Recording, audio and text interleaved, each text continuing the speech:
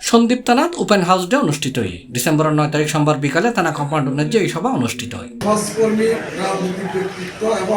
Open house day উপস্থিত ভুক্তভোগী জনসাধারণ সন্দীপ থানার ওসির হাতে নানান বিষয়ে তারা সমস্যার কথা তুলে ধরিলি ওসি ভুক্তভোগীদের উত্থাপিত সমস্যার সমাধান কল্পে সংশ্লিষ্ট পুলিশ কর্মকর্তালরে বিভিন্ন দিক নির্দেশনা প্রদান করে। জেনার বাস্তবায়ন পরবর্তী মাসত অনুষ্ঠিতব্য ওপেন হাউস ডে যে আগত সর্বসাধারণের সামনে পর্যালোচনা করাবে বলে জানাই। জনগণের সেবক আমাদের কার্যক্রম হবে আইন দ্বারা পরিচালিত। আমাদের আইনের বাইরে গিয়ে কোনো কিছু করার সুযোগ নেই। বিভিন্ন কাজের মাধ্যমে আমরা পরামর্শের চেয়ে টুর্নামি বেশি করিয়েছি। আমরা অতীতের সেই ভুলগুলো সংশোধন করতে চাই। সেই জন্যই আজকে আমাদের নতুন করে পথ চলা।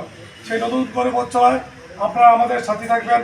আপনাদের সমালোচনা আমাদেরকে কাজ করার নতুন সঠিক পথ দেখাবে, নতুনভাবে উদ্বুদ্ধ করবে বলে আমি আশা করি। সন্দীপ থানার এসআই আবু মুসার সঞ্চালনায় শপথ বক্তব্য রেখে সন্দীপ থানার ওসি মনুল ইসলাম ভুইয়া, চট্টগ্রাম উত্তর জেলা বিএনপির যুগ্ম আহ্বায়ক ইঞ্জিনিয়ার বেলায়েত হোসেন, সন্দীপ উপজেলা বিএনপির যুগ্ম আহ্বায়ক সুলাইমান বাদশাহ, বাংলাদেশ জামায়াত ইসলামী সন্দীপ উপজেলার সাধারণ সম্পাদক মাওলানা আবু তাহের, সন্দীপ পৌরসভা বিএনপির সদস্য সচিব জিএস আবুল বাশার, উপজেলা বিএনপির আহ্বায়ক কমিটির সদস্য জয়নাল আবেদিন বাকের এবং আসিফ আক্তার। এছাড়া আরো উপস্থিত আছেন উপজেলা যুবদল আহ্বায়ক নিজুম খান, সদস্য সচিব এমএ আজিজ, উপজেলা শ্রমিক কল্যাণ ফেডারেশনের সভাপতি মাওলানা সাদাত হোসেন, চট্টগ্রাম উত্তর জেলা জাসাসর সাধারণ সম্পাদক আশরাফুল্লাহ, মুসাফর যুবদল আহ্বায়ক আব্দুল আলিম মেম্বার সহ আরো বহুত কেউ।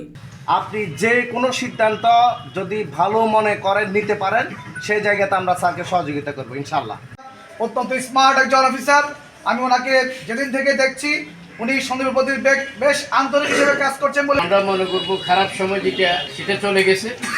আমাদের সামনে আমরা যারা স্বপ্ন দেখি আশাবাদী মানুষ, আমাদের সামনে সোনালী সময়। C+ TV Chittagong.